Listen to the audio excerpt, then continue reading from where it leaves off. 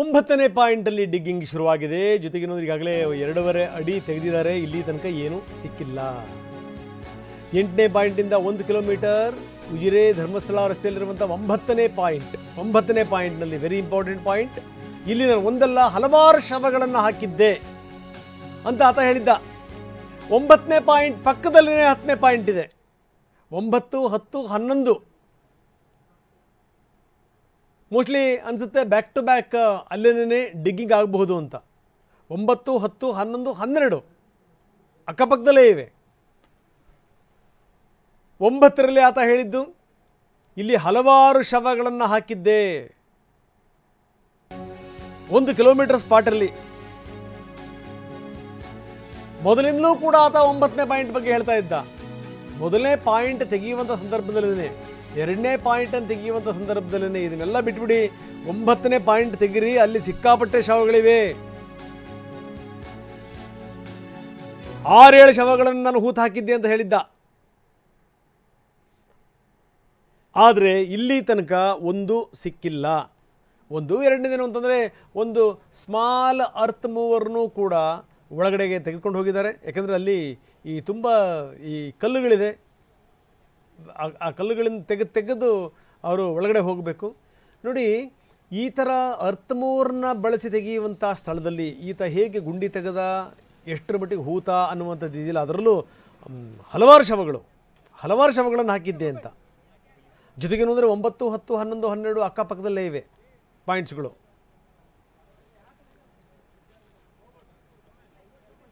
ಬನ್ನಿ, JSS ಕಾಲೇಜಿನ ವಿಧಿ ವಿಜ್ಞಾನ ತಜ್ಞರು ಡಾಕ್ಟರ್ ಚಂದ್ರಕಾಂತ್ ನಮ್ಮೊಂದಿಗೆ ಈಗ ನೇರ ಸಂಪರ್ಕದಲ್ಲಿದ್ದಾರೆ. Doctor Chandrakant forensic specialist HOD ಅವರು ನಿನ್ನೆಯಿಂದ ನಿರಂತರವಾಗಿ ನಮ್ಮ ಜೊತೆ ಮಾತಾಡ್ತಿದ್ದಾರೆ. ಡಾಕ್ಟರ್ ಚಂದ್ರಕಾಂತ್, ಕಾರ್ಯಕ್ರಮಕ್ಕೆ ತಮಗೆ ಸ್ವಾಗತ. ನಿನ್ನೆಯಿಂದ ಹಲವಾರು ವಿಚಾರಗಳನ್ನು ತಾವು ಹೇಳ್ತಾ ಇದ್ದೀರಿ ಸರ್, ಅದರ ಮುಂದುವರೆದ ಭಾಗ ಇದು. ನೋಡಿ, ಇಲ್ಲಿ ತನಕ ಮೊದಲನೇ ಪಾಯಿಂಟಿಂದ 5ನೇ ಪಾಯಿಂಟ್ ತನಕ ಯಾವ ಶವಗಳು ಕೂಡ ಸಿಗಲಿಲ್ಲ, ಯಾವ ಅಸ್ಥಿಪಂಜರವೂ ಕೂಡ ಸಿಗಲಿಲ್ಲ. 6ನೇ ಪಾಯಿಂಟಲ್ಲಿ ಒಂದು ಅಸ್ಥಿಪಂಜರ ಸಿಕ್ತು. ಜೊತೆಗೇನು ಅಂದರೆ ಅದರ ತಲೆಯ ಮೂಳೆಗಳು ಕೂಡ ಸ್ವಲ್ಪ ಏನು ಅಂತಂದರೆ ಅದು ಈ ಬೇರೆ ಬೇರೆ ಭಾಗಗಳಾಗಿ ಸಿಕ್ಕಿರುವಂಥದ್ದು. ಜೊತೆಗೇನು ಅಂದರೆ ಬೇರೆ ಬೇರೆ ಮೂಳೆಗಳು ಕೂಡ ಒಂದು 12, 13 ಮೂಳೆಗಳು ಕೂಡ ಸಿಕ್ಕಿರುವಂಥದ್ದು. ಅದು ಒಂದು ಕಡೆಗೆ. ಇನ್ನೊಂದು ಕಡೆಗೆ ಏನು ಅಂತಂದರೆ ಆತ ಮೊದಲಿಂದಲೂ ಕೂಡ ಹೇಳ್ತಾ ಇದ್ದ, 9ನೇ ಪಾಯಿಂಟಲ್ಲಿ ನಾನು ಹಲವಾರು ಶವಗಳನ್ನು ಹಾಕಿದ್ದೀನಿ ಅಂತ. ಇಲ್ಲಿ ತನಕ ಅದು ಪತ್ತೆಯಾಗಿಲ್ಲ. ಕಾರ್ಯಾಚರಣೆ ಮುಂದುವರಿತಾ ಇದೆ. ಪಾಯಿಂಟ್ಗಳು ಅಕ್ಕಪಕ್ಕದಲ್ಲೇ ಇವೆ. ಪ್ರಶ್ನೆ ಬೇರೆ ಸರ್. ಈಗ ಇಲ್ಲಿ ಬರುವಂಥದ್ದೇನು ಅಂತಂದರೆ, ಒಂದು ಶವ ಹಾಕುವಂಥ ಸಂದರ್ಭದಲ್ಲಿ ಅದಕ್ಕೊಂದು ಪ್ರೊಸೀಜರ್ ಅಂತ ಇದೆ. ಈಗ ಯಾವುದೋ ಒಂದು ಶವ ಯಾವುದೋ ನೀರಿಂದ ಕೊಚ್ಕೊಂಬಂತು, ನೀರು ತುಂಬಿದಂಥ ಸಂದರ್ಭದಲ್ಲಿ ಅದು ತೇಲ್ಕೊಂಬಂದು ಯಾವುದೋ ಗುಂಡಿ ಗೋಟ್ರಲ್ಲಿ ಸಿಕ್ಕಕ್ಕಳ್ತು, ಅದು ಹೆಂಗೋ ಅಧ್ವಾನವಾಗಿ ಕೆಟ್ಟ ಸ್ಥಿತಿನಲ್ಲಿ ಅದು ಪತ್ತೆ ಆಗುತ್ತೆ. ಆವಾಗ ಅದನ್ನು ನೋಡಿದ ತಕ್ಷಣ ಗೊತ್ತಾಗುತ್ತೆ, ಅದರದ್ದು ಆ ಮೂಳೆಗಳು ನೋಡಿದ ತಕ್ಷಣ ಗೊತ್ತಾಗುತ್ತೆ ಅದರ ಅಸ್ಥಿಪಂಜರವನ್ನು ಇದು ತುಂಬ ವ್ಯವಸ್ಥಿತವಾಗಿ ಹಾಕಿರೋದಲ್ಲ ಅಂತ. ಆದರೆ ಈ ರೀತಿ ವ್ಯವಸ್ಥಿತವಾಗಿ ಒಂದೇ ಕಡೆಗೆ 6-7 ಶವಗಳನ್ನು ಹಾಕಿದ್ದೆ ಅಂತ ಹೇಳುವಂಥ ಸಂದರ್ಭದಲ್ಲಿ ಅಲ್ಲಿನ ಈ ಪೊಸಿಷನ್ನು ಮತ್ತು ಪೋಸ್ಚರು ಎಲ್ಲವೂ ಕೂಡ ಮ್ಯಾಟ್ರ್ ಆಗೋದಲ್ವ ಸರ್? ಅದನ್ನು ಹೆಂಗೆ ಕಂಡು ಹಿಡಿತಾರೆ ಅಂತ?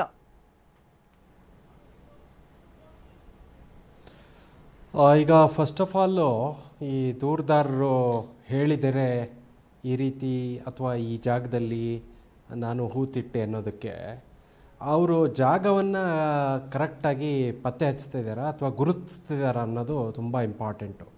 ಆ ಜಿಯೋಗ್ರಫಿನಲ್ಲಿ ಈಗ ಸರ್ವೇ ಸಾಮಾನ್ಯ ಏನಾಗುತ್ತೆ ಅಂತಂದರೆ, ನಾವು ಸಮಾಧಿ ಮಾಡಿ ಬಂದಾದಮೇಲೆ ಆ ಹೆಡ್ ಸ್ಟೋನ್ ಅಥವಾ ಟೂಮ್ ಸ್ಟೋನ್ ಅಂತೇಳಿ ನಾವು ಇಡ್ತೀವಿ, ಹೌದಾ?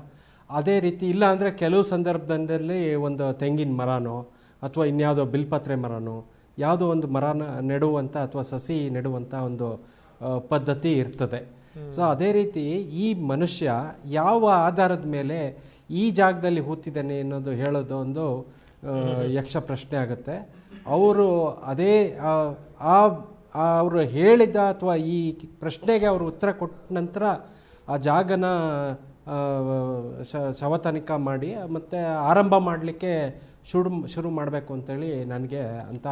ಡಾಕ್ಟರ್ ಜಿ ತಾವು ಹೇಳಿದಂಥ ಪಾಯಿಂಟ್ ಇದೆಲ್ಲ ವೆರಿ ಇಂಪಾರ್ಟೆಂಟ್ ಪಾಯಿಂಟ್. ಯಾಕಂದರೆ ಅದು ಎಲ್ಲವೂ ಕೂಡ ತುಂಬ ವ್ಯವಸ್ಥಿತವಾಗಿ, ತುಂಬ ಸಂಸ್ಕಾರಬದ್ಧವಾಗಿ ಯಾವುದನ್ನು ಅಂತ್ಯ ಸಂಸ್ಕಾರ ಮಾಡ್ತಾರೆ. ಪ್ರೀತಿ ಪಾತ್ರರು ಹೋದಂಥ ಸಂದರ್ಭದಲ್ಲಿ ಅವರ ನೆನಪಿಗೆ ಒಂದು ಮರವನ್ನು ನೆಟ್ಟು ಬರೋದನ್ನು ನಾವು ನೋಡಿದ್ದೀವಿ. ಆದರೆ ಇದು ಹಂಗಲ್ವಲ್ಲ ಡಾಕ್ಟ್ರೇ, ಇದು ಈತನೇ ಆರೋಪ ಮಾಡಿದ್ರ ಪ್ರಕಾರ ನಾನು 100 ಶವಗಳನ್ನು ತೆಗೆದುಕೊಂಡೋಗಿ ಹಾಕಿದ್ದೀನಿ ಅನ್ನುವಂಥ ಮಾತನ್ನು ಆತ ಹೇಳ್ತಾನೆ. ಜೊತೆಗೇನು ಅಂತಂದರೆ ಅಲ್ಲಿ ಯಾವ ಪ್ರೊಸೀಜರ್ಗಳು ಕೂಡ ಅನ್ವಯ ಆಗಲ್ಲ ಅಲ್ಲಿ. ಸೊ ಇಂಥ ಸಂದರ್ಭದಲ್ಲಿ ಒಂದು ದೊಡ್ಡ ಚಾಲೆಂಜ್ ಸರ್. ಯಾಕಂದರೆ ನೋಡಿ, ಈ 9ನೇ ಪಾಯಿಂಟ್ ಬಗ್ಗೆ ಒಂದಷ್ಟು ವಿವರಗಳು ಕೊಡ್ತೀನಿ, ಜಸ್ಟ್ ತಮ್ಮ ಗಮನಕ್ಕೆ. ತಾವು ಎಲ್ಲವನ್ನೂ ಕೂಡ ಅಬ್ಸರ್ವ್ ಮಾಡಿರ್ತೀರಿ, ಆದರೂ ಕೂಡ ತಮ್ಮ ಅವಗಾಹನೆಗೆ ನಾನು ತರ್ತಾ ಇದ್ದೀನಿ. ನೋಡಿ, ಈ 9ನೇ ಪಾಯಿಂಟ್ ಏನಿದೆಯಲ್ಲ, ಅದು ಭಾಳ ಸ್ಲೋ ಪಾಯಿಂಟ್ ಇದೆ. ಅದು ಸಾಮಾನ್ಯ ಅಲ್ಲ, ಅಲ್ಲಿ ಗುಂಡಿ ತೆಗಿಯೋಕ್ಕೆ ಕಷ್ಟ ಅಲ್ಲಿ ಅಂಥ ಸ್ಥಿತಿ. ನೋಡಿ, ಅರ್ತ್ ಮೂವರ್ನ ಒಳಗಡೆ ಕಳಿಸಿ ಗುಂಡಿನ ಅಗಿತಾ ಇದ್ದಾರೆ, ಅವರು ನೋಡ್ತಾ ಇದ್ದಾರೆ, ಅಂಥ ಸ್ಥಿತಿ. ಅಂಥದ್ರಲ್ಲಿ ಈತ ಎಷ್ಟರ ಮಟ್ಟಿಗೆ ಶವಗಳನ್ನು ಹಾಕಿರ್ಬೋದು, ಈ ಪ್ರಶ್ನೆ ಕೂಡ ಇದೆ ಡಾಕ್ಟರ್ ಜಿ. Please continue. ಹೌದು ಹೌದು ಅಲ್ಲ ಈ ವಿಚಾರವಾಗಿ ಹೇಳೋದಾದರೆ, JCBಗಳಿಗೆ ಕಷ್ಟ ಆಗ್ತಿದೆ ಅಂತ ಅನ್ನೋದಾದರೆ, ಈ ವ್ಯಕ್ತಿ ಯಾವ ವಿಧಾನ ಯೂಸ್ ಮಾಡಿ ಭೂಮಿನ ಅಗೆದು, ಅದು ಆಗಲೇ ಹೇಳಿದಂಥ 6-7 ಶವನ ಒಟ್ಟಿಗೆ ಹೂತಿದ್ದಾರೆ ಅನ್ನೋದಾದರೆ ಅದು ತುಂಬ ಯಾಕೋ ಡೌಟ್ಫುಲ್ಲು ಅಂತ ಕೂಡ ಅನಿಸುತ್ತೆ ಒಂದು.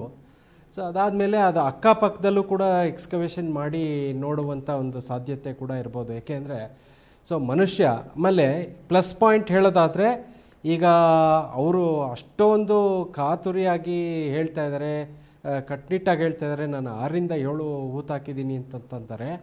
ಅದು ಅವ್ರಿಗೆ ತುಂಬ ಅತಿಯಾಗಿ ಜ್ಞಾಪಕ ಇರುವಂಥ ಒಂದು ಸಂಗತಿಯಾಗಿರ್ಬೋದು. ಸೊ ಅದಕ್ಕೆ ಅದು ಸುತ್ತಮುತ್ತ ಏನಾದರೂ ಒಂದು ಇನ್ಸ್ಪೆಕ್ಷನ್ ಮಾಡಿ ಅಥವಾ ಇದು ನೋಡಲಿಕ್ಕೆ ಫರ್ದರ್ ಸಾಧ್ಯತೆ ಇದೆಯಾ? ಡಾಕ್ಟರ್ ಜಿ, ಕೊನೆ ಪಾಯಿಂಟ್ ಅದು ಸರಿ ರಿಜಿಸ್ಟರ್ ಆಗಲಿಲ್ಲ ತಾವು ಹೇಳಿದ್ದು. ಅಂದರೆ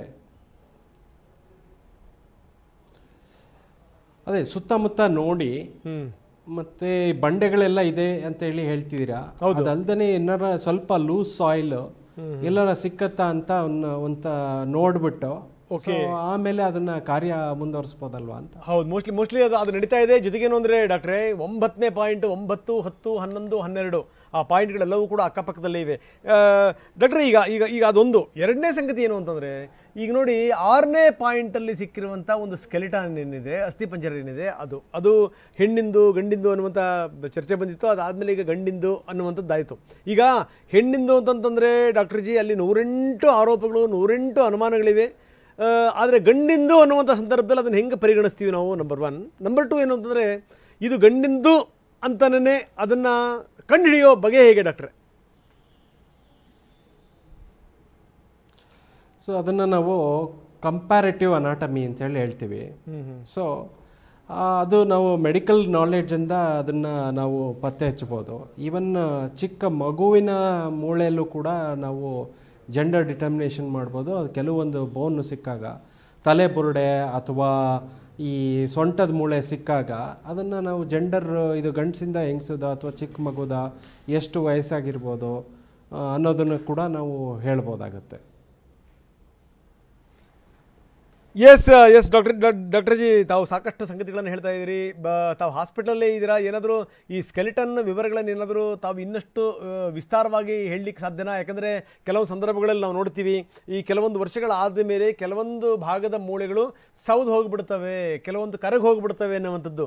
ಈ ಗಟ್ಟಿ ಇರುವಂಥದ್ದು ಸ್ಕಲ್ ಆಗಿರ್ಬೋದು, ಬೆನ್ನಿನ ಮೂಳೆ ಆಗಿರ್ಬೋದು, ತೊಡೆಯ ಭಾಗದ ಮೂಳೆ ಆಗಿರ್ಬೋದು, ಅವೆಲ್ಲ ಉಳ್ಕೋಬಹುದು. ಆದರೆ ಇನ್ನು ಈ ಸಣ್ಣ ಪುಟ್ಟ ಮೂಳೆಗಳು ಪುಡಿ ಆಗ್ಬೋದು, ಕರಗಿ ಹೋಗ್ಬೋದು ಅನ್ನುವಂಥ ಮಾತಿದೆ. ಅದಕ್ಕೆ ಸಂಬಂಧಪಟ್ಟಂಗೆ ಡಾಕ್ಟರ್ ಜಿ. ಸೊ ನಾ ಈಗ ಆಗಲೇ ಹೇಳ್ದಾಗೆ, ಒಂದು it depends on the nature of the soil. Acidic soil ಇರುತ್ತಾ, ಆಲ್ಕಲೈನ್ ಸಾಯಿಲ್ ಇರುತ್ತಾ, ಅದ್ರ ಜೊತೆಗೆ ನಾನು ಆಗಲೇ ಹೇಳ್ದಂಗೆ ಹೆವಿ ಮೆಟಲ್ಸ್ ಇರ್ಬೋದು, ಮತ್ತೊಂದು ಇರ್ಬೋದು. ಇದು ಕೂಡ it is one of the variable factors and which is going to influence the disintegration of the bones ಅಂತೇಳಿ ನಾನು ಹೇಳೋಕ್ಕೆ ಇಷ್ಟಪಡ್ತೀನಿ. ಅದಾದ ನಂತರ ಚಿಕ್ಕ ಚಿಕ್ಕ ಮೂಳೆ ಆಗಲಿಕ್ಕೆ ಸಾಧ್ಯ ಅಂತಂದರೆ, ಎಷ್ಟು ಡೆಪ್ತ್, ಎಷ್ಟು ಆಳದಲ್ಲಿ ಆ ಮನುಷ್ಯನ ಹೂತಿದ್ರೋ. ಯಾಕೆಂದರೆ ಸೂಪರ್ಫಿಷಿಯಲ್ ಆಗಿ ಈಗ ದೂರದಾರ ಹೇಳ್ದಿರೋಂಗೆ 2 ರಿಂದ 3 ಅಡಿ ಕೆಳಗಡೆ ಹೂತಿದ್ದೆ ಅಂತೇಳಿ ಒಂದು. ಸೊ ಕೆಲವೊಂದು ಬಾಡಿ ಏನಾಗುತ್ತೆ ಅಂತಂದರೆ, ಈಗ ನಾವು ಅತಿ 7 ಅಡಿಯಲ್ಲಿ ಹೂತಾಗ ಆ ಮಣ್ಣಿನ ವೇಟ್, ಮಣ್ಣು ಜೊತೆ ಕಲ್ಲೆಲ್ಲ ಇರುತ್ತೆ, ನಾವು ಸರ್ವೇ ಸಾಮಾನ್ಯವಾಗಿ ಹೂಣೋ ಇದರಲ್ಲಿ ಮಣ್ಣಿನ ವೇಟ್ ಇರುತ್ತೆ, ಅದ್ರ ಜೊತೆ ಕಲ್ಲಿನ ವೇಟು ಇದು ಕೂಡ ಅದ್ರ ಮೇಲೆ ಪ್ರಮಾಣ ಬೀರಲಿಕ್ಕೆ ಸಾಧ್ಯತೆ ಇರ್ತದೆ. ಯಾಕೆ ನಾನು ಈ ಮಾತನ್ನು ಕೇಳಿದೆ ಅಂದರೆ ಡಾಕ್ಟರ್ ಜಿ, ಈಗ ಈ ದಾವಣಗೆರೆ ಹತ್ರ ಈ ಹರಿಹರ ಏನು ತುಂಗಭದ್ರಾ ನದಿ ಏನು ಹರಿಯುತ್ತಲ್ಲ, ಅದರ ಒಂದು ಭಾಗದಲ್ಲಿ ನೀವು ಯಾವ ಶವವನ್ನು ಹಾಕಿದ್ರೂ ಕೂಡ ಕೆಲವು ವರ್ಷಗಳ ನಂತರ ಅದು ಕರಗೋಗ್ಬಿಟ್ಟಿರುತ್ತೆ. ಸೊ ಇಂಥ ಸಂದರ್ಭದಲ್ಲಿ ಕಂಡುಹಿಡಿಯೋದು ಹೆಂಗದು ಅಂತ, ಏನಾದ್ರು ಸಣ್ಣ ಪುಟ್ಟ ಮೂಳೆಗಳು ಸಿಕ್ಕರೂ ಕೂಡ ಕಂಡುಹಿಡಿಯೋದು ಹೆಂಗದು ಅಂತ. ಅದು ಯೂಶಲಿ ಆ ರೀತಿ ಇದ್ದಾಗ ಕಂಡುಹಿಡಿಯೋಕ್ಕಾಗೋದೇ ಇಲ್ಲ. ಏನು ಸಿಕ್ಕಿ ಅಸ್ಥಿಪಂಜರ ಕಡೆಗೆ ಉಳಿಯೋದು ಅದೇನೆ. ಅದೂ ಸಿಕ್ಕಿಲ್ಲ ಅನ್ನೋದಾದರೆ, ಸೊ ಈಗ ಸಪೋಸ್ ನಾನು ಹೇಳೋದಾದರೆ ಇದೇ ತುಂಬ ಚಿಕ್ಕ ಅಥವಾ ಸಣ್ಣ ಪ್ರಮಾಣದ ಮೂಳೆಗಳು. ಓಕೆ, ಇದು ಈಗ ಆಲ್ಮೋಸ್ಟ್ ಬ್ರಿಟಲ್ ಆಗೇ ಇದೆ. ನಾನು ಇದ್ರ ಮೇಲೆ ಆದಷ್ಟು ಒತ್ತಡ ಅಥವಾ ಪ್ರೆಷರ್ ಬಿದ್ದಾಗ, ಈಗ ಸಪೋಸ್ ಇದೇ ವೆಯ್ಟ್ ಬಿದ್ದಾಗ ಕ್ರಮೇಣ ಏನಾಗ್ತಾ ಹೋಗುತ್ತೆ, ಇದರ ಇನ್ಫ್ಲೂಯೆನ್ಸ್ಗೆ ಇದು ಸ್ಲೋ ಆಗಿ ಡಿಸ್ಇಂಟಿಗ್ರೇಟ್ ಆಗಲಿಕ್ಕೆ ಒಂದು ಸಾಧ್ಯತೆ ಇದೆ. ಅದೇ ರೀತಿ ಈ ರೀತಿಯಾದಂಥ ಒಂದು ತೊಡೆ ಮೂಳೆ ಇರ್ಬೋದು. ಇದು ಕೂಡ ಇದ್ರ ಮೇಲೆ ಕೂಡ it depends on how much the weight of this particular geographical location and what are the type of soil, nature of the soil, what is the content of the soil ಅನ್ನೋದ್ರ ಬಗ್ಗೆ ಕೂಡ ಹೆಚ್ಚು ಮಾಹಿತಿ. ಕೆಲವೊಮ್ಮೆ ಏನಾಗುತ್ತೆ ಅಂತಂದ್ರೆ, ಈಗ ಸಪೋಸ್ ಜನರ ಕುತೂಹಲದ ಪ್ರಶ್ನೆ ಡಾಕ್ಟರ್ ಜಿ, ನೀವು ಹಾಗೆ ಅದನ್ನ ಈ ದೊಡ್ಡದಿದೆಯಲ್ಲ ಮೂಳೆ, ಅದನ್ನ ಹಂಗೆ ಕೈಯಲ್ಲಿ ಇಟ್ಕೊಂಡಿರಿ. ಆ ದೊಡ್ಡ ಮೂಳೆ ಇದೆಯಲ್ಲ, ಆ ದೊಡ್ಡ ಮೂಳೆ ಅದು ಅಂದಾಜು ಎಷ್ಟು ವರ್ಷದ ಮೂಳೆ, ಎಷ್ಟು ವರ್ಷ ವಯಸ್ಸಿನವರ ಮೂಳೆ ಡಾಕ್ಟರ್ ಜಿ? ಅದು ಇದು ಬರೀ ಇದೇ ಒಂದು ಮೂಳೆ, ತೊಡೆ ಮೂಳೆಯಿಂದ ನಾವು ಹೇಳೋದಾದ್ರೆ, ಇದು ಆಸಿಫಿಕೇಶನ್ ಸೆಂಟರ್ಸ್, ಇದ್ರ ಮೇಲ್ಗಡೆಗೆ 3 ಆಸಿಫಿಕೇಶನ್ ಸೆಂಟರ್ಸ್ ಇರುತ್ತೆ. ಅದೇ ರೀತಿ ಇಲ್ಲಿ ಕೆಳಗಡೆ ಒಂದು ಆಸಿಫಿಕೇಶನ್ ಸೆಂಟರ್ಸ್ ಇರುತ್ತೆ. ಈ ಮೂಳೆ ಏನಾಗುತ್ತೆ ಅಂದ್ರೆ, ಇದು 1 ವರ್ಷದಲ್ಲಿ ಬರ್ತದೆ, ಇದು 4 ವರ್ಷದಲ್ಲಿ ಬರ್ತದೆ, ಇದು 12 ರಿಂದ 14 ವರ್ಷಕ್ಕೆ ಬರುತ್ತೆ. ಇದು ಹುಟ್ಟುವ 9 ತಿಂಗಳ ಹೊಟ್ಟೆ ಒಳಗಡೆ ಇದು ಆಸಿಫಿಕೇಶನ್ ಸೆಂಟರ್ ಇದು ಹುಟ್ಟುತ್ತೆ. ಸೊ ಹುಟ್ಟುವಾಗ ಚಿಕ್ಕ ಒಂದು ಈ ಕಡಲೆಕಾಳು ಗಾತ್ರದಲ್ಲಿ ಅಥವಾ ಕಡಲೆ ಬೀಜ ಗಾತ್ರದಲ್ಲಿ ಹುಟ್ಟಿ ನಮಗೆ 18 ವರ್ಷ ಆದಮೇಲೆ ಈ ರೀತಿ ಈ ಗಾತ್ರಕ್ಕೆ ಬರುತ್ತೆ. ಆಮೇಲೆ ಈ ಆಸಿಫಿಕೇಶನ್ ಸೆಂಟರ್ಸ್ ಅಂತ ಹೇಳಿ ನಾವೇನು ಕರಿತೀವಿ, ಇದಕ್ಕೆ ಪ್ರತಿಯೊಂದಕ್ಕೂ ಒಂದೊಂದು ಹೆಸರುಂಟು. ಸೊ ಇದಕ್ಕೆ ಹೆಸರಿರುತ್ತೆ. ಸೊ ಇದೇನಾಗುತ್ತೆ ಅಂದರೆ 1, 4, 12 ಇದು ಈ ಶಾಫ್ಟ್ ಅಂತ ಕರಿತೀವಿ, ಇದನ್ನು ಶಾಫ್ಟ್. ಸೊ ಈ ಶಾಫ್ಟ್ಗೆ 16 ರಿಂದ 17 ವರ್ಷಕ್ಕೆ ಇದು ಜೋಡಣೆ ಆಗುತ್ತೆ. 16 ರಿಂದ 17 ವರ್ಷಕ್ಕೆ ಜೋಡಣೆ ಆಗುತ್ತೆ. ಅದೇ ಈ ಕೆಳಭಾಗದಲ್ಲಿ, ಈ ತೊಡೆಯ ಕೆಳಭಾಗದಲ್ಲಿ ಏನಾಗುತ್ತೆ, ನಾನು ಹೇಳಿದೆ 9 ತಿಂಗಳಲ್ಲಿ ಬರ್ತದೆ, ಇದು ಹುಟ್ಟತ್ತೆ. ಇದು ಹುಟ್ಟಿದ್ದು ಆಮೇಲೆ ಇದು 18 ರಿಂದ 19 ವರ್ಷದೊಳಗಡೆ ಇದು ಜೋಡಣೆ ಆಗುತ್ತೆ. ಇದು ಒಂದೇ ಮೂಳೆ ನಮಗೆ ಸಿಕ್ಕಾಗ ಈ ಮೂಳೆ 18 ವರ್ಷದ ಮೇಲ್ಪಟ್ಟ ವ್ಯಕ್ತಿದು ಅಂತ ಹೇಳಿ ನಾವು ಹೇಳ್ಬೋದು. 18 ವರ್ಷದ ಮೇಲ್ಪಟ್ಟಿದ್ದು ಅಂತ ಹೇಳ್ಬೋದು. ಆದರೆ ಹೆಣ್ಣಿಂದ ಗಂಡಿಂದ ಅಂತ ಹೆಂಗೆ ಹೇಳಿದ್ರಿ ಡಾಕ್ಟರ್? ಅದಕ್ಕೇನಾದರೂ ಆಧಾರಗಳಿದೆಯಾ ತಮ್ಮಲ್ಲಿ ಡಾಕ್ಟರ್ ಜಿ? ಈಗ ಫಾರ್ ಎಕ್ಸಾಂಪಲ್ ಹೆಣ್ಣಿಂದ ಗಂಡಿಂದ ಅಂತ ಹೇಳಿ ಹೇಳೋದಕ್ಕೆ ಈ ಸೊಂಟದ ಮೂಳೆ ನಾನು ತಗೊಳ್ತೀನಿ. ಓಕೆ, ಈ ಸೊಂಟದ ಮೂಳೆಯಲ್ಲಿ 3 ಭಾಗ ಇರುತ್ತೆ. ಈ 3 ಕೂಡ ಒಂದೊಂದು ವಯಸ್ಸಿನಲ್ಲಿ ಹುಟ್ಟುತ್ತವೆ ಇವು. ಓಕೆ, ಆಮೇಲೆ ಮೇಜರ್ ಜೆಂಡರ್ ಡಿಫ್ರೆನ್ಸಿಯೇಷನ್ನು ತಾಯಿಯ ಗರ್ಭಕೋಶದಲ್ಲೇ ಆಗತ್ತೆ ಅಂತೇಳಿ ನಾನು ಹೇಳಲಿಕ್ಕೆ ಇಷ್ಟಪಡ್ತೀನಿ. ಒಂದು ಏನಂತಂದರೆ, ಇದು ಗ್ರೇಟರ್ ಸ್ಯಾಟಿಕ್ ನಾಚ್ ಅಂತ ಕರಿತೀವಿ. ಗ್ರೇಟರ್ ಸ್ಯಾಟಿಕ್ ನಾಚ್ ಯಾವ ಭಾಗಕ್ಕೆ ನಾನು ರೆಫರೆನ್ಸ್ ಕೊಡ್ತಾ ಇದ್ದೀನಿ ಅಂತಂದರೆ ಈ ಭಾಗಕ್ಕೆ. ಸೊ ಇದನ್ನು ನೀವು ನೋಡ್ತಾ ಇದ್ರೆ, so it is clearly determined in the intrauterine life. So ನಮ್ಮ ಜೆಂಡರು ಹೊಟ್ಟೆ ಒಳಗೇನೆ ಗೊತ್ತಾಗಿರುತ್ತೆ. ಇದು ವೈಡ್ ಆ್ಯಂಡ್ ಶಾಲೋ ಅಂತೇಳಿ ಕರಿತೀವಿ. ಇದು wide and shallow. And whereas in case of males it is narrow and deep. Narrow ಮತ್ತೆ ಡೀಪ್ ಆಗಿ ಡೆಪ್ತ್ ಜಾಸ್ತಿ ಇದೆ ಅಂತೇಳಿ ಹೇಳ್ತೀವಿ. ಇದನ್ನು ಸ್ಯಾಟಿಕ್ ನಾಚ್ ಇಂದ ನಾವು ಜೆಂಡರ್ ಡಿಫ್ರೆನ್ಸಿಯೇಷನ್ನ ಹೇಳ್ಬೋದು. ಈಗ ಇದು ನಮಗೇನೋ ಅಸ್ಥಿ ಸಿಕ್ತು, ಅದರಿಂದ ನಾವು ಹೇಳ್ತಾ ಇದ್ದೀವಿ. ಈಗ ಇದನ್ನು ಅಲ್ಟ್ರಾಸೌಂಡ್ ಮತ್ತು ರೇಡಿಯೋ ಇದ್ರ ಮೂಲಕ ಪತ್ತೆ ಹಚ್ಬೋದು. But according to the PNDT act ಅದನ್ನು ನಾವು ವೈದ್ಯರಾಗಿ ಮಾಡೋಂಗಿಲ್ಲ. ಅದಕ್ಕೆ ತುಂಬ ಸ್ಟ್ರಿಂಜೆಂಟ್ ಆ್ಯಕ್ಷನ್ ಇದೆ. ನೀವು ಮಂಡ್ಯ ಕೇಸಸ್ನಲ್ಲಿ ಏನಾಗಿತ್ತು ಅಂದರೆ, ಶುಗರ್ ಕೇನ್ ಫೀಲ್ಡಲ್ಲಿ ಕೂಡ ಒಂದು ಅಲ್ಟ್ರಾಸೌಂಡ್ ಮಿಷಿನ್ ತಗೊಂಡು ಯಾರೋ ವ್ಯಾಕ್ಸ್ ಮಾಡ್ತಿದ್ದಂಥ ಒಂದು ಸಂದರ್ಭ ನಮಗೆ ಇನ್ನೂ ಹೆಚ್ಚು ಜ್ಞಾಪಕ ಇರೋದ್ರಿಂದ ಅದನ್ನು ಎಲ್ಲ ಮಾಡ್ತಾಯಿದ್ರು ಅಂದರೆ ಅದನ್ನು ಈ ಭಾಗದಲ್ಲಿ ಅಲ್ಟ್ರಾಸೌಂಡ್ನ ಮೆಷಿನ್ನ ಮುಂಭಾಗ ಇಟ್ಟು ಅದನ್ನ ಒಂದು ಸಾಫ್ಟ್ವೇರ್ಗೆ ರೀಡಿಂಗ್ಸ್ ಕೊಟ್ಬಿಟ್ಟು ಯಾವ ಭಾಗದಲ್ಲಿ ಇನ್ನೊಂದ್ಸರಿ ತೋರಿಸಿ ಡಾಕ್ಟರ್ ಜಿ, ನಮ್ಮ ಕ್ಯಾಮರಾಮನ್ಗೂ ಕೂಡ ಹೇಳ್ತಾ ಇದ್ದೀನಿ, ನಮ್ಮ ಕ್ಯಾಮರಾಮನ್ಗೆ ದಯವಿಟ್ಟು ಅದನ್ನು ಸ್ವಲ್ಪ ಪ್ಯಾನ್ ಮಾಡಿ ಇನ್ನೊಂದು ಸ್ವಲ್ಪ ಹತ್ತಿರದಿಂದ ತೋರಿಸಿ. ಡಾಕ್ಟರ್ ಜಿ ಅದನ್ನು ತೋರಿಸ್ತಾರೆ. ಯಾವ ಭಾಗದಲ್ಲಿ ಇದು ಸಂಬಂಧಪಟ್ಟಂಗೆ ಪರೀಕ್ಷೆ ಆಗುತ್ತೆ ಮೇಲ್ ಅಂಡ್ ಫೀಮೇಲ್ ವಿಚಾರಕ್ಕೆ ಸಂಬಂಧಪಟ್ಟಂಗೆ. Doctor G please continue doctor G. So ಈ ಭಾಗದಲ್ಲಿ ಓಕೆ, ಈ ಭಾಗದಲ್ಲಿ ಅಲ್ಟ್ರಾಸೌಂಡ್ ಪ್ರೋಬ್ ಬಿಟ್ಟು ನಂತರ ಗೊತ್ತಾಗುತ್ತೆ ಯಾವ ಹೆಣ್ಣೋ ಗಂಡೋ ಅನ್ನೋದು, ಶಿಶು ಹೆಣ್ಣೋ ಗಂಡೋ ಅನ್ನೋದ್ರ ಬಗ್ಗೆ ಗೊತ್ತಾಗುತ್ತೆ. ಓಕೆ ಓಕೆ, ಈ ಭಾಗದಲ್ಲಿ ಸೊ ಇದೊಂದೇ ಮಾರ್ಗ ಡಾಕ್ಟ್ರೆ. ಇವಾಗಲೇ the gender determination will be determined. ಅಲ್ಲ ಇದೊಂದು ಸಂಗತಿನಲ್ಲಿ ಹೌದು. ಅದೇ ರೀತಿ please continue doctor G, please continue. ಅದೇ ರೀತಿ ಈ ಮೂಳೆಗಳು ನಾವು ತಕೊಂಡಾಗ ಫಾರ್ ಎಕ್ಸಾಂಪಲ್ ಇದು ಗಂಡಸಿನ ಮೂಳೆ ಅಂತೇಳಿ ಹೇಳ್ತೀವಿ. ಇದು ಹೇಗೆ ಹೇಳ್ತೀವಿ ಅಂತಂದರೆ, ಇದು ಹುಬ್ಬು. ಈ ಹುಬ್ಬನ್ನ ನೀವು ನೋಡಿದ್ರೆ, ಸೊ ಬೇಸಿಕಲಿ ನಾನು ಹೇಳೋದಾದರೆ ಎರಡೂ ಮೂಳೆಗೂ ವ್ಯತ್ಯಾಸ ಇದೆ. ನೀವು ಹಾಗೆ ಗಮನಿಸಿದ್ರೆ, ತುಂಬ ಹತ್ತಿರದಿಂದ ಗಮನಿಸಿದ್ರೆ ಎರಡೂ ಮೂಳೆಗೂ ವ್ಯತ್ಯಾಸ ಇದೆ. ಸೊ ಅದನ್ನು ವ್ಯತ್ಯಾಸ ಯಾಕೆ ಬರುತ್ತೆ ಅಂತಂತಂದರೆ, ಮೊದಲನೇದಾಗಿ ಹಣೆನ ನಾವು ಮುಟ್ಟು ನೋಡಿದಾಗ ಇಟ್ ಈಸ್ ಸ್ಲೋಪಿ ಅಂತ ಕರಿತೀವಿ. ಅಂದರೆ ಜಾರಬಂಡೆ ಥರ ಇದೆ ಹಣೆ. ಗಂಡಸಿನ ಹಣೆ ಜಾರಬಂಡೆ ಥರ ಇರುತ್ತಂತೆ. ಅದೇ ಹೆಂಗಸಿನ ಮೂಳೆ it is more rounded and smooth. ಯಾಕಪ್ಪ ಅಂತಂದರೆ ಮಾಂಸಖಂಡ ಕಂಪ್ಯಾರಿಟಿವ್ಲಿ ಗಂಡಸಿಗೆ ಜಾಸ್ತಿ ಇರೋದ್ರಿಂದ, ಸೊ ಈ ಮಾಂಸಖಂಡ ಇನ್ಸರ್ಷನ್ಸ್ ಆಗಿರೋದ್ರಿಂದ ಇದು ರಫ್ ಆಗಿರುತ್ತೆ. Plus also the deposition of this calcium and magnesium salts ಅಂತೇಳಿ ಹೇಳ್ತೀವಿ. ಸೊ ಅದಾದ ನಂತರ ನೀವು ಈ ಭಾಗನ ಗಮನಿಸ್ಬೋದು. ಈ ಭಾಗನ ಗಮನಿಸಿದ್ರೆ ಇದಕ್ಕೂ ವ್ಯತ್ಯಾಸ ಇಲ್ಲಿ ಕಂಡುಬರುತ್ತೆ. ಇದನ್ನು ನಾವು ಫ್ರಾಂಟೋನೇಸಲ್ ಆ್ಯಂಗುಲೇಷನ್ ಅಂತೇಳಿ ಕರಿತೀವಿ, ಈ ಪಾಯಿಂಟನ್ನ. ಸೊ ಈ ಪಾಯಿಂಟನ್ನ ಫ್ರಾಂಟೋನೇಸಲ್ ಆ್ಯಂಗುಲೇಷನ್ ಅಂತೇಳಿ ಕರಿತೀವಿ. So this is more distinct in case of males, this is less distinct. ಅಂದರೆ ಹುಬ್ಬಿನ ನಡುವಿನ ಭಾಗ, ಮತ್ತೆ ಹಣೆಯ ಹುಬ್ಬಿನ ನಡುವಿನ ಭಾಗ ಡಾಕ್ಟ್ರೆ. ಇದು ಹುಬ್ಬಿನ ನಡುವಿನ ಭಾಗದ ಬಗ್ಗೆ ಸ್ವಲ್ಪ ತಿರುಗಿಸಿ, ಅದನ್ನು ತಿರುಗಿಸಿ ತೋರಿಸಿ ಡಾಕ್ಟ್ರೆ. ಕ್ಯಾಮ್ರಾ ಕಡೆ ತಿರುಗಿಸಿ. ಈ ಕೆಳಗೆ ಈ ಕಾಣ್ತಾ ಇದೆ, ಈ ಭಾಗ ಓಕೆ ಓಕೆ. ನೋಸಿನ ನಡುವೆ ಎಲ್ಲಿ ಎಂಡ್ ಆಗುತ್ತೆ ಅಲ್ಲಿ ನಾವು, ಹೌದು, ಅದನ್ನ ಜಂಕ್ಷನ್ ಅಂತ, ಅದಕ್ಕೆ ಫ್ರಾಂಟೋನೇಸಲ್ ಜಂಕ್ಷನ್ ಅಂತೇಳಿ ಕರೀತಾರೆ ಈ ಭಾಗ. ಸೊ ಅದಾದ್ಮೇಲೆ ಈ ಭಾಗನ ನಾವು ಗ್ಲೆಬೆಲ್ಲಾ ಅಂತೇಳಿ ಕರಿತೀವಿ. ಇದನ್ನ ಗ್ಲೆಬೆಲ್ಲಾ ಅಂತೇಳಿ ಕರೀತಾರೆ. It is more prominent in case of males, less prominent in case of females ಅಂತ. ಇದನ್ನ ನೀವು ಕ್ಯಾಮ್ರಾನಲ್ಲಿ ಅಷ್ಟು ಈಸಿಯಾಗಿ ಕಾಣ್ಲಿಕ್ಕೆ ಸಾಧ್ಯತೆ ಇಲ್ಲ. ಇದನ್ನ ಮುಟ್ಟಿ ಅದನ್ನ ಅನುಭವಿಸೇ ಅದನ್ನ ನೋಡ್ಬೇಕಾಗುತ್ತೆ. ಆ ಮೂಳೆಯ ವ್ಯತ್ಯಾಸ ಕೂಡ ತುಂಬಾ ಸ್ಪಷ್ಟವಾಗಿ ಕಾಣ್ತಾ ಇದೆ, ಆ ಮುಖದ ವ್ಯತ್ಯಾಸ ಕೂಡ ತುಂಬಾ ಸ್ಪಷ್ಟವಾಗಿ ಕಾಣ್ತಾ ಇದೆ. Please continue doctor. ಕಾಣ್ತಾ ಇದೆ. ಈಗ ಇದೇ ರೀತಿ ನಾನು ಒಂದೇ ಬೋನ್ ಇಟ್ಟಾಗ ನಿಮ್ಗೆ ಅಷ್ಟು ಅನಿಸ್ಲಿಕ್ಕೆ ಇಲ್ಲ ಅನ್ಸುತ್ತೆ.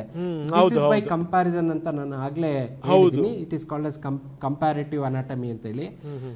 ಅದಾದ ನಂತರ ನಾವು ಈಗ ಕಣ್ಣಿನ ಗುಡ್ಡೆಗಳು ಇಲ್ಲಿ ಪ್ಲೇಸ್ ಆಗಿರುತ್ತೆ. ಇದ್ರ ಬಗ್ಗೆ ಇದನ್ನ ನಾವು ನೋಡಿದ್ರೆ ಎರಡಕ್ಕೂ ವ್ಯತ್ಯಾಸ ಮತ್ತೆ ಕಾಣುತ್ತೆ ನಿಮ್ಗೆ. ಇದನ್ನ ನಾವು ಸ್ಕ್ವೇರಿಶ್ ಅಂತ ಕರಿತೀವಿ. ಸ್ಕ್ವೇರಿಶ್ ಆಕಾರದಲ್ಲಿ ಇದನ್ನ ನಾವು ರೌಂಡಿಶ್ ಆಕಾರದಲ್ಲಿ ಇದೆ ಅಂತೇಳಿ ನಾವು ಕರಿತೀವಿ. ಸೊ ಅದಾದ ನಂತರ ನಾವು ಕೈಯಲ್ಲಿ ಮುಟ್ಟಿ ನೋಡಿದಾಗ ಇದು ಇಟ್ ಈಸ್ ರೌಂಡೆಡ್. ಇದನ್ನ ಆರ್ಬಿಟಲ್ ಮಾರ್ಜಿನ್ಸ್ ಅಂತ ಹೇಳಿ ಕರಿತೀವಿ. It is rounded. Whereas in case of females it is sharp ಅಂತೇಳಿ. ಇದೇ ರೀತಿ ಕೆಲವೊಂದು ವ್ಯತ್ಯಾಸಗಳನ್ನ ನಾನು ಇಲ್ಲಿ ಹೇಳಿದೆ. ಸೊ ಅದೇ ರೀತಿ ಕೈ ಮೂಳೆ ತಗೊಂಡಾಗ ನೋಡಿ, ಇದು ಮಗುವಿನ ಮೂಳೆ, ಇದು ತೊಡೆಯ ಮೂಳೆ, ಇದು ತೊಡೆಯ ಮೂಳೆ. ಓಕೆ ನೋಡಿ, ಇದಕ್ಕೂ ಎಷ್ಟು ವ್ಯತ್ಯಾಸ ಇದೆ. ಸೊ ಇದು 18 ವರ್ಷ ಆದಮೇಲೆ ಈ ರೀತಿ ಕಾಣ್ತದೆ. ಈಗ ಈ ಮಗುವಿನ ವಯಸ್ಸು ನಾವು ಹೇಳೋದಾದ್ರೆ, ಇದು ಈ ಭಾಗ, ಸೊ ಇದು 1 ವರ್ಷಕ್ಕೆ ಇದು ಹುಟ್ಟತ್ತೆ. ಸೊ ಅದಾದಮೇಲೆ 16 ವರ್ಷಕ್ಕೆ ಇದು ಫ್ಯೂಸ್ ಆಗುತ್ತೆ ಅಂತೇಳಿ ಹೇಳಿದೆ. ಇದಾದಮೇಲೆ ಈ ಸೆಂಟರ್ ಇದನ್ನು ಗ್ರೇಟರ್ ಟ್ರೊಕ್ಯಾಂಟರ್ ಅಂತ ಕರೀತಾರೆ. ಈ ಜಾಗನ ಇದನ್ನ ಗ್ರೇಟರ್ ಟ್ರೊಕ್ಯಾಂಟರ್ ಅಂತೇಳಿ ಕರೀತಾರೆ. ಅದೇ ರೀತಿ ಇದನ್ನು ನಾವು ನೋಡಿದಾಗ ಈ ಜಾಗದಲ್ಲಿ ಈ ರೀತಿಯಾದ ಒಂದು ಗಂಟು ಕಾಣ್ತಾ ಇಲ್ಲ. ಸೊ ಅದಕ್ಕೆ ಈ ವ್ಯಕ್ತಿಯ ವಯಸ್ಸು ಇದೇ ರೀತಿಯಾದಂಥ ನನಗೆ ಮೂಳೆ ಸಿಕ್ಕರೆ ಅಥವಾ ನನಗೆ ಪೊಲೀಸರು ಇದನ್ನು ಪ್ರೊಡ್ಯೂಸ್ ಮಾಡಿದ್ರೆ, ಸೊ ಈ ವ್ಯಕ್ತಿಯ ಅಥವಾ ಈ ಮಗುವಿನ ವಯಸ್ಸು ಮೋರ್ ದೆನ್ 1 ಇಯರ್, 1 ವರ್ಷ ಆಗಿದೆ, 4 ವರ್ಷ ಕೆಳಗಡೆ ಅಂತೇಳಿ ನಾನು ಹೇಳ್ತೀನಿ. So more than 1 year, less than 4 years ಅಂತೇಳಿ ಒಪಿನಿಯನ್ನ ನಾವು ಕೊಡಬೇಕಾಗತ್ತೆ. Yes yes yes doctor ji, thank you very much. ತಾವು ತುಂಬ ಸರಳವಾಗಿ, ಜೊತೆಗೆ ಏನಂದರೆ ಇದು ನಮಗೆ ಅರ್ಥ ಆಗದಿರುವಂಥ ಸಂಗತಿ. ಇದು ನಮ್ಮದು ಫ್ರ್ಯಾಂಕಾಗಿ ಹೇಳಬೇಕು ಅಂತಂದರೆ ಇದೊಂಥರ ನಮಗೆ ಈ ಕಬ್ಬಿಣದ ಕಡಲೆ ಇದು, ಈ ಮೆಡಿಕಲ್ ಈ ಟರ್ಮ್ಸ್ಗಳು ಅವೆಲ್ಲವೂ ಕೂಡ. ಆದರೆ ತಾವು ತುಂಬ ಸರಳವಾಗಿ ಜನಸಾಮಾನ್ಯರಿಗೆ ಅರ್ಥ ಆಗಂಗೆ ನಮಗೆಲ್ಲವೂ ಕೂಡ ಹೇಳಿದ್ದೀರಿ doctor ji. Thank you very much doctor Chandrakant ನಮ್ಮ ಜೊತೆಗೆ ಜಾಯ್ನ್ ಆಗಿದ್ದಕ್ಕೆ. ಇದು ಡಾಕ್ಟರ್ ಚಂದ್ರಕಾಂತ್ ಅವರ ಮಾತು. ಬಹಳ ವಿವರಗಳನ್ನು ಕೊಡ್ತಾ ಹೋದರು ಡಾಕ್ಟರ್ ಚಂದ್ರಕಾಂತ್. ಎಷ್ಟರ ಮಟ್ಟಿಗಿರುತ್ತೆ ಏನು ಮೂಳೆಯ ರಚನೆ, ಅದ್ರ ಜೊತೆಗೆ ಏನು ಅಂದರೆ ಆ ಮೂಳೆಯಲ್ಲಿ ಆಗುವಂಥ ಬದಲಾವಣೆಗಳು, ಅದೆಲ್ಲವೂ ಕೂಡ ವಯಸ್ಸಿಗೆ ತಕ್ಕ ಹಾಗೆ ಆಗುವಂಥ ಬೆಳವಣಿಗೆಗಳು ಮತ್ತು ಬದಲಾವಣೆಗಳು, ಅದೆಲ್ಲವನ್ನು ಕೂಡ ನೋಡಿ. 9ನೇ ಪಾಯಿಂಟಲ್ಲಿ 3 ಅಡಿ ಅಗದಿದ್ದಾರೆ ಕಾರ್ಮಿಕರು. ಗುದ್ದಲಿ ಪಿಕಾಸಿಯಿಂದ 3 ಅಡಿ ಅಗದಿದ್ದಾರೆ. 3 ಅಡಿ ಅಗದರೂ ಕೂಡ ಇನ್ನೂ ಸಾಕ್ಷ್ಯ ಪತ್ತೆಯಾಗಿಲ್ಲ. ಕಲ್ಲಿನ ಜರುಗು ಜಾಸ್ತಿ ಇದೆ. ಅದಕ್ಕೋಸ್ಕರ ಯಂತ್ರವನ್ನು ಒಳಗಡೆ ತೆಗೆದುಕೊಂಡು ಹೋಗಿದ್ದಾರೆ. ಈಗ ಯಂತ್ರ ತನ್ನ ಕೆಲಸವನ್ನು ಶುರು ಮಾಡಿದೆ. 3 ಅಡಿ ಆಳ ತೆಗೆದರೂ ಕೂಡ 9ನೇ ಪಾಯಿಂಟಲ್ಲಿ ಏನೂ ಇಲ್ಲ. ಗೊತ್ತಿಲ್ಲ, ಸಿಗಬಹುದು, ಆದರೆ ಇಲ್ಲಿ ತನಕ ಅಂತೂ ಏನೂ ಇಲ್ಲ. 3 ಅಡಿ ತೆಗೆದಿದ್ದಾರೆ, ಗುದ್ದಲಿ ಪಿಕಾಸಿಯನ್ನು ಬಳಸಿದ್ದಾರೆ. ಅದಾದಮೇಲೆ ಅವ್ರಿಗೂ ಕೂಡ ಈ ಕಲ್ಲಿನ ಜರುಗು ಜಾಸ್ತಿ ಇರೋದ್ರಿಂದ ಕಷ್ಟ ಅಂತ ಅನ್ನಿಸ್ತು. ಹಾಗಾಗಿ ಅವರೀಗ ಯಂತ್ರಕ್ಕೆ ಮೊರೆ ಹೋಗಿದ್ದಾರೆ. ಯಂತ್ರ ಒಳಗಡೆ ಹೋಗಿದೆ. ಆ ಯಂತ್ರವನ್ನು ಬಳಸಿಕೊಂಡೇ ಅವರು ಕಾಮಗಾರಿಯನ್ನು ಶುರು ಮಾಡಿದ್ದಾರೆ, ಅಂದರೆ ಅಗಿಯುವುದನ್ನು ಶುರು ಮಾಡಿದ್ದಾರೆ.